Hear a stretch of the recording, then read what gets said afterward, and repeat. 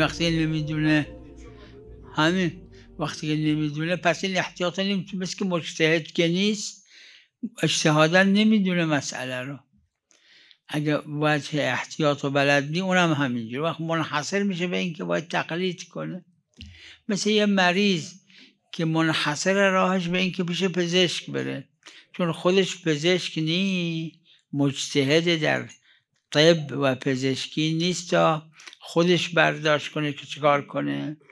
وجه احتیاط در این مرض هم نمیدونه، وقت منحصر میشه به این که تقلید از یه پزشک کنه، پیش یه طبیب بره از اون تقلید کنه. اون میگه این از این قرص روزی یکی بخور، از این 2 تا، از این 3 تا، بدون اینکه بدون وجهش چیه عمل میکنه. رجوع الجاهل الى العالم.